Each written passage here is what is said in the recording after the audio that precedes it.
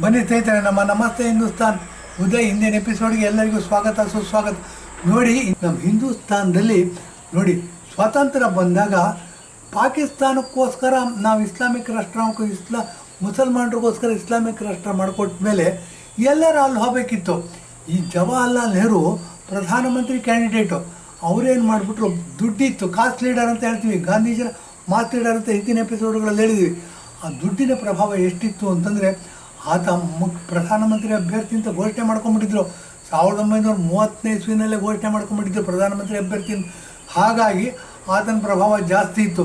ಪ್ರಭಾವ ಎಷ್ಟರ ಮಟ್ಟಿಗಿತ್ತು ಅಂತಂದರೆ, ಮೌಂಟ್ ಬ್ಯಾಟನ್ ಗವರ್ನರ್ ಜನರಲ್ ಆಗಿದ್ದು. ಆ ಮೌಂಟ್ ಬ್ಯಾಟನ್ ಸರ್ಕಾರ ಏನಾದರೂ ಇವ್ರಿಗೆ ಅಧಿಕಾರ ಕೊಡಬೇಕು ಅಂದರೆ ಆತನ ಪ್ರಭಾವ ಜಾಸ್ತಿ ಇತ್ತು. ಇಲ್ಲಿ ಜವಾಹರ್ಲಾಲ್ ನೆಹರು ಜೊತೆ ಮಾತಾಡಬೇಕಿತ್ತು, ಕಾಂಗ್ರೆಸ್ ಜೊತೆ ಮಾತಾಡಬೇಕಿತ್ತು, ಬ್ರಿಟನ್ನಿನ ಸರ್ಕಾರದ ಜೊತೆ ಮಾತಾಡಬೇಕಾಗಿತ್ತು. ಬ್ರಿಟನ್ನಿನ ಮೀಡಿಯೇಟರ್ ಆಗಿ, ಬ್ರೋಕರ್ ಆಗಿ ಮೌಂಟ್ ಬ್ಯಾಟನ್ನು, ಇಲ್ಲಿ ಕಾಂಗ್ರೆಸ್ಸಿನ ಮುಖ್ಯಮಂತ್ರಿ ಕ್ಯಾಂಡಿಡೇಟ್ ಆಗಿ ಜವಾಹರ್ಲಾಲ್ ನೆಹರು. ಇವರೇನು ಮಾಡಿದ್ರು, ಹೆಂಗಸರ ಆಸೆಗೋಸ್ಕರ ಏನು ಮಾಡಿದ್ರು, ಅದೇನೋ ಸೋಷಿಯಲ್ ಮೀಡ್ಯಾದಲ್ಲಿ ಕಥೆಗಳು ಭಾಳ ಹರಿದಾಡ್ತವೆ.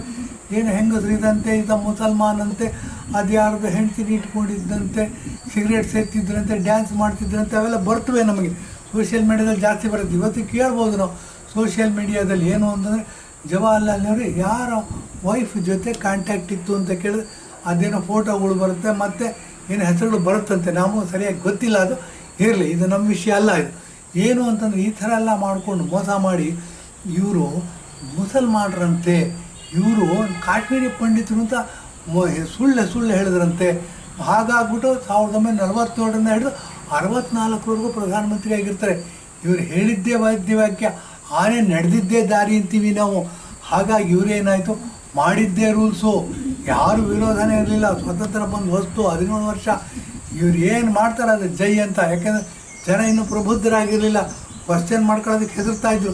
ಇಂಥ ಪರಿಸ್ಥಿತಿನಲ್ಲಿ ಏನಾಗುತ್ತೆ, 17 ವರ್ಷ ಪ್ರಧಾನಮಂತ್ರಿ ಆಗಿಬಿಡ್ತಾರೆ. 17 ವರ್ಷ ಪ್ರಧಾನಮಂತ್ರಿಯಾಗಿ ತಮಗೆ ಬೇಕಾದಾಗ ಸಂವಿಧಾನವನ್ನೆಲ್ಲ ಬದಲಾವಣೆ ಮಾಡ್ಕೊಂಡ್ಬಿಡ್ತಾರೆ. ಮುಸಲ್ಮಾನರಿಗೋಸ್ಕರ ಪಾಕಿಸ್ತಾನ ಡಿವೈಡ್ ಮಾಡಿಕೊಟ್ಟ ಮೇಲೆ ಇಲ್ಲಿರ್ತಕ್ಕಂಥ ಮುಸಲ್ಮಾನರನ್ನೆಲ್ಲ ಪಾಕಿಸ್ತಾನಕ್ಕೆ ಕಳಿಸ್ಬೇಕಿತ್ತು.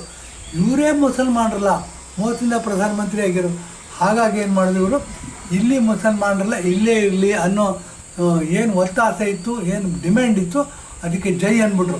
ಜೈ ಅಂದ್ಬಿಟ್ಟು ಏನು ಮಾಡಿದ್ರು, ಅದಕ್ಕೆ ನೆಕ್ಸ್ಟ್ ಸಮಸ್ಯೆಗಳು ಬರಬಾರ್ದು ಅಂದ್ಬಿಟ್ಟು ಏನು ಮಾಡಿದ್ರು, ಇಂದಿರಾ ಗಾಂಧಿ ಪ್ರಧಾನಮಂತ್ರಿ ಆಗಬೇಕು, ಅವಳ ಮಕ್ಕಳು ಪ್ರಧಾನಮಂತ್ರಿ ಆಗಬೇಕಂತ ದೂರಾಲೋಚನೆ ನೋಡಿ ಎಷ್ಟಿತ್ತು. ಅದೆಲ್ಲ ಮಾಡಿಕೊಂಡು ಸಂವಿಧಾನದಲ್ಲಿ ಸೆಕ್ಯುಲರ್ ಅನ್ನೋ ವರ್ಣ ಸೇರಿಸ್ಬಿಟ್ರು. ಹಾಗೆ ಸೇರಿಸ್ಬಿಟ್ಟು ಏನಾಯಿತು, ಅವತ್ತು ದೊಡ್ಡ ಕೂಗು ಎದ್ದಿತ್ತು, ಇಲ್ಲಿರ್ತಕ್ಕಂಥ ಮುಸಲ್ಮಾನರನ್ನೆಲ್ಲ ಪಾಕಿಸ್ತಾನಕ್ಕೆ ಕಳಿಸ್ಬೇಕು ಅಂತ. ಅದನ್ನು ಹಾಗೇ ಅದನ್ನು ಬಿಟ್ಟು ಇಲ್ಲಿ ಸೆಕ್ಯುಲರ್ ವರ್ಡನ್ನು ಸೇರಿಸ್ಬಿಟ್ಟು ಮುಸಲ್ಮಾನರಿಗೂ ಸೇರಿದ ದೇಶ ಇದು ಅಂತ ಹೇಳಿ ಇವಾಗ ಅದು ರೈಟ್ಸ್ ಆಗ್ಬಿಟ್ಟಿದೆ. ಅದು ಈಗಿರ್ತಕ್ಕಂಥ ಮುಸಲ್ಮಾನರು OWC ಇರ್ಬೋದು, ಅಥವಾ ಇನ್ಯಾರೇ MLA MP ಎಲೆಕ್ಟ್ ಆಗಿರ್ಬೋದು, ನಮ್ಮದು ದೇಶ ಅಂತಾರೆ. ನಾವು ಹಿಂದೂಗಳು ನಮ್ಮದು ದೇಶ ಅಂತ ಹೇಳ್ಕೊಳ್ಳೋದಲ್ಲ, ಇದೇ ನಾವು ಸೋಲೋದಕ್ಕೆ ಕಾರಣ ರೀ, ಇದೇ ನಾಳೆ ಎಲ್ಲಿಗೋ ಕರ್ಕೊಂಡು ಹೋಗ್ಬಿಡ್ಬೋದು. ಇದರೆಲ್ಲದ್ರ ಬಗ್ಗೆ ಜಾಗೃತಿ ಆಗಬೇಕು. ಡರ್ಟಿ ಪಾಲಿಟಿಕ್ಸ್ ಅಂತ ಬಂದಾಗ ಬನ್ನಿ, ಏನು ಡರ್ಟಿ ಪಾಲಿಟಿಕ್ಸ್ ಅಂತ ಮಾಡಿದ್ರು ಅಂತ ಹೇಳ್ತೀನಿ. ಡರ್ಟಿ ಪಾಲಿಟಿಕ್ಸ್ ಹೇಗಾಯಿತು ಅಂತ ಒಂದು ಉದಾಹರಣೆ ಕೊಡ್ತೀನಿ ನೋಡಿ. ರಾಜೀವ್ ಗಾಂಧಿಯವರು ರಾಯ್ಬರೇಲಿ ನಿಂತಿದ್ರು. ರಾಜೀವ್ ಗಾಂಧಿ ನಿಂತಾಯಿದ್ರು, ಇಂದಿರಾ ಗಾಂಧಿ ನಿಂತಾಯಿದ್ರು, ರಾಹುಲ್ ಗಾಂಧಿನೂ ನಿಂತ್ಕೊಂಡ್ರಲ್ಲಿ ರಾಯ್ಬರೇಲಿಯಲ್ಲಿ. ಅದೇನಾಯಿತು, ಸ್ಮೃತಿ ಇರಾನಿ ಅಂತಂದ್ಬಿಟ್ಟು, ಕ್ಯೋಂಕಿ ಸಾಸ್ ಭಿ ಕಭಿ ಬಹುತಿ ಅಂತಂದ್ಬಿಟ್ಟು ಆಕೆ ಹೀರೋಯಿನ್ನಾಗಿ ಪಾತ್ರ ಮಾಡ್ತಾರೆ. ತುಂಬ ಪ್ರಭಾವ ಬೀರುತ್ತದು. ಆಕೆ ರಾಯ್ಬರೇಲಿನಲ್ಲಿ ಎಲೆಕ್ಷನ್ ಕಂಟೆಸ್ಟ್ ಮಾಡ್ತಾರೆ. ಒಂದು ಎಲೆಕ್ಷನ್ ಸೋಲ್ತಾರೆ, ಇನ್ನೊಂದು ಎಲೆಕ್ಷನ್ ಪ್ರಚಂಡ ಬಹುಮತದಿಂದ ಗೆದ್ದುಬಿಡ್ತಾರೆ. ರಾಹುಲ್ ಗಾಂಧಿ ಏನಾಗುತ್ತೆ, ಇನ್ನು ನಮ್ಮ ಉಳಿಗಾಲ ಇಲ್ಲ. ಯಾಕೆ ಅಂತಂದರೆ ಯಾವತ್ತಿದ್ರೂ ಸತ್ಯ ಹೊರಗೆ ಬರಲೇಬೇಕು. ಆ ದೃಷ್ಟಿಯಿಂದ ಏನಾಗುತ್ತೆ, ಅವರು ಸೇಫ್ ಜಾಗವನ್ನು ಹುಡುಕೋತ ಹೋಗ್ತಾರೆ. ಹುಡುಕೋತ ಹೋಗಿ ಬಂದಾಗ ಕೇರಳದಲ್ಲಿ ವೈನಾಡು ಅನ್ನೋ ಪ್ರದೇಶದಲ್ಲಿ ಮುಸಲ್ಮಾನರು ಜಾಸ್ತಿ ಇರ್ತಾರೆ. ನೋಡಿ, ಅಲ್ಲಿ ನಾವು ಪ್ರಚಾರಕ್ಕೆ ಹೋದರು ಅಂತಂದರೆ ಬರೀ ಪಾಕಿಸ್ತಾನದ ಬಾವುಟಗಳು ಹಾರಾಡ್ತವಲ್ಲಿ, ಇಂಡಿಯಾ ದೇಶದ ಬಾವುಟ ಎಲ್ಲೋ ಅಲ್ಲೊಂದು ಇಲ್ಲೊಂದು ಮಾತ್ರ ಕಾಣಿಸುತ್ತೆ. ಇವರೇನಾಗುತ್ತೆ, ಅದನ್ನು ಸುಮ್ಮನೆ ಆಗ್ಬಿಡ್ತೀವಿ ನಾವು, ಪ್ರತಿರೋಧ ಮಾಡೋದೇ ಇಲ್ಲ. ಈಗ ಮಾಡ್ತಾ ಏನಾಯಿತು, ಅಖಂಡವಾಗಿರ್ತಕ್ಕಂಥ ಹಿಂದೂಸ್ತಾನನ ಡಿವೈಡ್ ಮಾಡಿಬಿಟ್ಟು ಅಖಂಡವಾಗಿರ್ತಕ್ಕಂಥ ಇದರಲ್ಲಿ ಮುಸಲ್ಮಾನರು ಹೊಂದಾಣಿಕೆ ಮಾಡ್ಕೊಂಡು ಹೋಗ್ತಿದ್ದರು. ಭಗತ್ ಸಿಂಗ್ ನೋಡಿ, ಇದು ಉದಾಹರಣೆ ಹೇಳಬೇಕು. ಭಗತ್ ಸಿಂಗು ರಾವಲ್ಪಿಂಡಿ ಹತ್ತಿರ ಇರ್ತಕ್ಕಂಥ ಯಾವುದೋ ಹಳ್ಳಿನಲ್ಲಿ ಹುಟ್ಟಿದಂತೆ ಆತ 19-20 ವರ್ಷಕ್ಕೆ ಬ್ರಿಟಿಷರು ಗಲ್ಲಿಗೆ ಹಾಕ್ತಾರೆ. ಅದನ್ನು ಸ್ವತಂತ್ರ ಯೋಧ, ಆತ ಪಾಕಿಸ್ತಾನದವನು, ಅಖಂಡವಾಗಿರ್ತಕ್ಕಂಥ ಹಿಂದೂಸ್ತಾನ್ನಲ್ಲಿ ಹುಟ್ಟಿದಂಥವ್ನು. ಅಂಥವನ್ನ ನಾವು ನೀವು ಬೇರೆ ದೇಶದ ಪ್ರಜೆ CAA ಮಾಡಬೇಕು ಅಂತಂದರೆ ಅಂಥವನ್ನ ನಮ್ಮ ದೇಶದವನು ಅಂತ ಹೇಳ್ಕೊಳಕ್ಕೆ ಆಗೋದೇ ಇಲ್ಲ ರೀ. ನಮ್ಮ ದೇಶದ ಪ್ರಜೆ, ನಮ್ಮ ಹಿಂದೂಗಳು ಭಾಳ ಜನ ಈ ಥರ ಪೀಡಿತರಾಗಿದ್ದಾರೆ. ಪಾಕಿಸ್ತಾನದಲ್ಲಿ ಉಳ್ಕೊಂಬಿಟ್ಟಿದ್ರು ಅವರು. ಸ್ವಾತಂತ್ರ್ಯ ಬಂದಾಗ ಅವ್ರು ಬದುಕೋಕ್ಕೂ ಆಗ್ತಿಲ್ಲ, ಸಾಯೋಕ್ಕೂ ಆಗ್ತಿಲ್ಲ ಅಂಥ ಪರಿಸ್ಥಿತಿಯಲ್ಲಿದೆ. ಅಂಥವ್ರಿಗೆಲ್ಲ ನಮ್ಮ ದೇಶದಲ್ಲಿ ಆಶ್ರಯ ಕೊಡಬೇಕು, ಅಂಥವ್ರಿಗೆ ಒಂದು ಸೂರು ಕಲ್ಪನೆ ಮಾಡಿಕೊಡ್ಬೇಕು, ಅಂಥವ್ರಿಗೆ ಊಟದ ವ್ಯವಸ್ಥೆ ಮಾಡಬೇಕು, ಅಂಥವ್ರು ನೆಮ್ಮದಿ ಸೌಕರ್ಯದಿಂದ ಬದುಕ್ತಕ್ಕಂಥ ವ್ಯವಸ್ಥೆ ಮಾಡಿಕೊಡ್ಬೇಕು ಅಂತಂದರೆ ಇದೇ OWC ಇರ್ಬೋದು, ಇದೇ ಕಾಂಗ್ರೆಸ್ ಇರ್ಬೋದು, ಇದೇ ಸಮಾಜವಾದಿ ಪಕ್ಷ ಇರ್ಬೋದು, ಇದೇ ಮಮತಾ ಬ್ಯಾನರ್ಜಿ ಇರ್ಬೋದು, ಇದೇ ಕಾಂಗ್ರೆಸ್ಸಿನ ಸಿದ್ದರಾಮಯ್ಯ, DK ಶಿವಕುಮಾರ್ ಇರ್ಬೋದು. ಮೌನಂ ಸಮ್ಮತಿ ಲಕ್ಷಣಂ ಅಂತ ಹೇಳ್ತೀವಿ.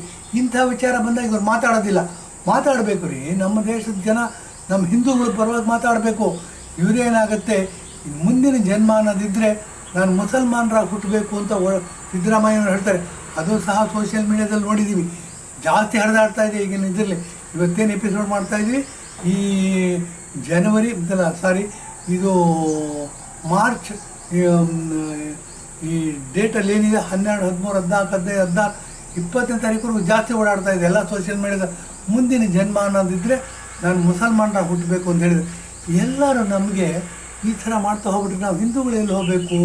ನಮಗೂ ಹಕ್ಕಿದೆ ಅಲ್ವಾ, ನಮಗೆ ಸ್ವಾತಂತ್ರ್ಯ ಬಂತಲ್ವಾ ಅಂತ ಯೋಚನೆ ಮಾಡಿದಾಗ ನಾವು ಸಕ್ರಿಯರಾಗಬೇಕು. ನಾವು ರಾಜಕೀಯದಲ್ಲಿ ಭಾಗೀದಾರಿಗಳಾಗಬೇಕು, ಪ್ರತ್ಯಕ್ಷವಾಗಿ ಸಹಕಾರ ನೀಡಬೇಕು, ಮತ್ತು ನಾವು ಇನ್ವಾಲ್ವ್ ಆಗಬೇಕು. Tell me I will forget, show me I will remember, involve I will understand ಅಂತ ಗಾದೆನೇ ಇಂಗ್ಲೀಷಲ್ಲಿ ಪ್ರಾವರ್ಬ್ ಇದೆ. ನಾವು ಎಲ್ಲಿವರೆಗೂ ಇನ್ವಾಲ್ವ್ ಆಗಲ್ಲ ಅಲ್ಲಿವರೆಗೂ ನಮ್ಮ ದೇಶದಲ್ಲೇ ನಾವು ಪರಕೀಯರಾಗಿರ್ತೀವಿ. ಇದನ್ನು ಗಮನದಲ್ಲಿ ಇಟ್ಕೋಬೇಕು. ಎಲ್ಲಿವರೆಗೂ ನಾವು ಪರಕೀಯರಾಗಿರಬೇಕು. ಕಾಂಗ್ರೆಸ್ ಸರ್ಕಾರ 70 ವರ್ಷಗಳ 65 ವರ್ಷದಲ್ಲೂ ನಮ್ಮ ದೇಶದಲ್ಲೇ ನಾವು ಪರಕೀಯರಾದ್ವಿ. ಶರಿಯತ್ಲ ಅಂದ್ಬಿಟ್ಟು ಮುಸಲ್ಮಾನರನ್ನ ಫಸ್ಟ್ ಗ್ರೇಡ್ ಸಿಟಿಸನ್ ಅಂತ ನೋಡಿದ್ರು, ನಮ್ಮನ್ನು ಸೆಕೆಂಡ್ ಗ್ರೇಡ್ ಸಿಟಿಸನ್ ಅಂತ ನೋಡಿದ್ರು. ಇದಕ್ಕೆ ಕೊನೆ ಹಾಡಬೇಕಾಗಿರ್ತಕ್ಕಂಥ ಜವಾಬ್ದಾರಿ ನಮ್ಮ ಸಂವಿಧಾನದಲ್ಲಿ ಕೊಟ್ಟಿದೆ. We the people of India ಅಂತ ಹೇಳ್ತೀವಿ. ಸಂವಿಧಾನದ ಪ್ರಿಯಾಂಬಲ್ ಪೀಠಿಕೆಯಲ್ಲಿ ಫಸ್ಟ್ ಬರಿಬೇಕಾದ್ರೆ ನಮಗೆ ನಾವು ಸಂವಿಧಾನವನ್ನು ಅರ್ಪಿಸ್ಕೊಂಡಿದ್ದೀವಿ. ಯಾರೋ ಮಿನಿಸ್ಟ್ರುಗಳಾಗ್ಬಿಟ್ವಿ, ಪ್ರಧಾನಮಂತ್ರಿ ಆದರು, ಚೀಫ್ ಮಿನಿಸ್ಟರ್ ಆದರು, ಮಿನಿಸ್ಟ್ರುಗಳಾದರೂ ಅವ್ರದ್ದಲ್ಲ ರೀ ದೇಶ ಇದು. ನೀವು ಓಟ್ ಹಾಕೋರ್ದು ದೇಶ.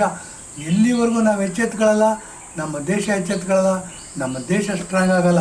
ಬನ್ನಿ, ಹಿಂದೂಗಳಿಗೋಸ್ಕರ ಭೂಮಿ ಮೇಲೆ ಇರ್ತಕ್ಕಂಥ ಒಂದೇ ಒಂದು ದೇಶ ಹಿಂದೂಸ್ತಾನ. ಇಂಡಿಯಾ ಅಂತ ಕರೆದಿದ್ದು ತಪ್ಪು, ಹಿಂದೂಸ್ತಾನ ಅಂತ ಕರೆಯೋಣ. ಹಿಂದೂಸ್ತಾನ ಅಂತ ಕರಿಬೇಕು ಅಂದರೆ ನಾವು ಮೊದಲನೇದಾಗಿ ಮಾಡಬೇಕಾಗಿರೋ ಕೆಲಸ, ಅಟ್ ಪ್ರೆಸೆಂಟ್ ಯುದ್ಧ ಡಿಕ್ಲೇರ್ ಆಗಿದೆ. ನಾವು 2024ನೇ ಇಸ್ವಿನಲ್ಲಿ ಈ ಡರ್ಟಿ ಪಾಲಿಟಿಕ್ಸ್ ಏನಿದೆ ಇದನ್ನು ದೂರ ಹೋಗಿಸ್ಬೇಕು ಅಂತಂದರೆ ನರೇಂದ್ರ ಮೋದಿಯವ್ರಿಗೆ ಓಟ್ ಹಾಕೋಣ. 2024ನಲ್ಲಿ ಇಸ್ ಬಾರ್ 400 ಪಾರ್ ಅಂತಾರೆ. ಇವರು BJPನೇ 400 ಸೀಟಿಗಿಂತ ಜಾಸ್ತಿ ತಗೊಳ್ಳೋದು ನೋಡ್ಕೊಳ್ಳೋಣ. ಸಂವಿಧಾನವನ್ನು ಕಾಂಗ್ರೆಸ್ನವರು 120ಕ್ಕಿಂತ ಹೆಚ್ಚಿನ ಬಾರಿ ಬದಲಾವಣೆ ಮಾಡಿದ್ದಾರೆ. ಬನ್ನಿ, ಒಂದು ಬದಲಾವಣೆ ತರೋಣ.